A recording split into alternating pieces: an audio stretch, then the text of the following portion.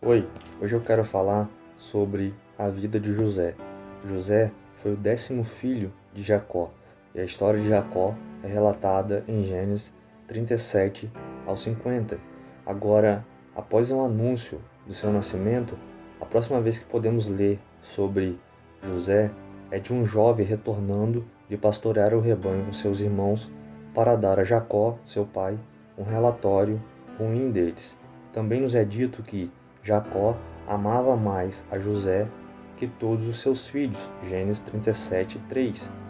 E então os irmãos de José sabiam que seu pai amava José mais do que eles, o que fez com que o odiassem. Gênesis 37, 4. Para piorar as coisas, José começou a relatar seus sonhos à família, visões proféticas que mostravam José um dia governando sobre eles. Gênesis 37, do 5 ao 11.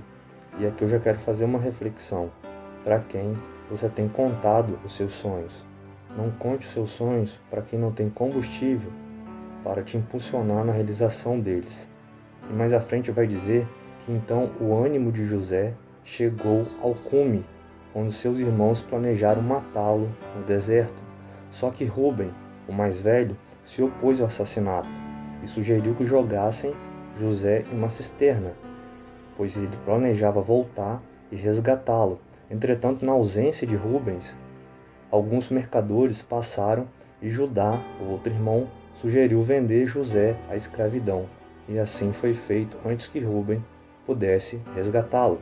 Depois, eles pegaram o manto de José e mergulharam no sangue de cabra, a fim de enganar o pai para que pensasse que seu filho favorito fora morto por feras. Gênesis 37, 18 ao 35.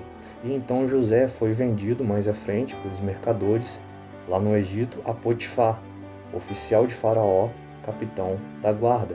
E em Gênesis 39, nós podemos ler que José se destacou em todos os seus deveres, tornando-se um dos servos mais confiáveis de Potifar.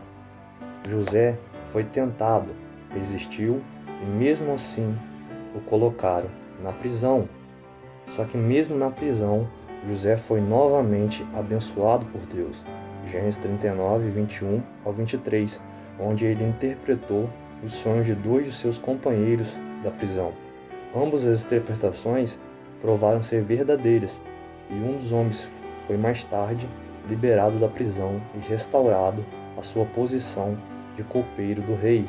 Gênesis 40, do versículo 1 ao versículo 23. Mas o copeiro se esqueceu de José e não falou com Faraó sobre ele. 2 anos depois, o próprio rei teve alguns sonhos perturbadores e o copeiro lembrou do dom de interpretação de José. Outra reflexão: não importa o tempo, mas no tempo certo, que é o tempo de Deus, o reconhecimento do seu projeto, do seu ministério, vai chegar. E aí, então o rei convocou José e relatou seus sonhos. E agora, com base nos sonhos de Faraó, José predisse 7 anos de colheita abundante, seguidos por 7 anos de fome severa no Egito, e aconselhou o rei a começar a armazenar grãos em preparação para a escassez vindoura. Gênesis 41, versículo 1 ao versículo 37. E assim, por sua sabedoria, José tornou-se governador do Egito. Olha só, de humilhado a governador. Quando a fome atingiu, até mesmo Canaã, a terra prometida, foi afetada. E então Jacó enviou 10 filhos para o Egito para comprar grãos. E agora no Egito, os homens então encontraram seu irmão que haviam vendido, só que não o reconheceram. Em contrapartida, José, no entanto, reconheceu seus irmãos.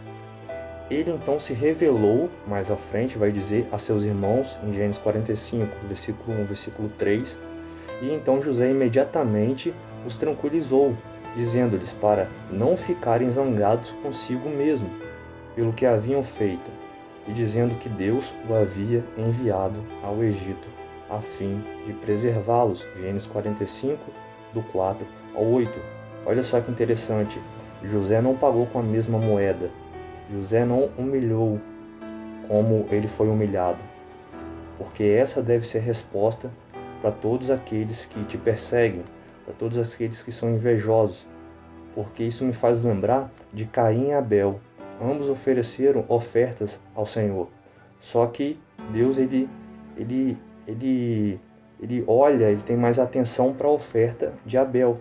E justamente por conta disso, de Abel ser abençoado, Caim trama e mata Abel. Tem pessoas que tramam a morte dos seus projetos, a morte dos seus sonhos, e às vezes não é porque elas querem o que você tem, mas somente não querem que você o tenha. E aí vai dizer que, mais à frente, ou seja também, as intenções humanas, por mais perversas, nunca podem frustrar o projeto de Deus na sua vida. Logo, o plano de Deus é perfeito.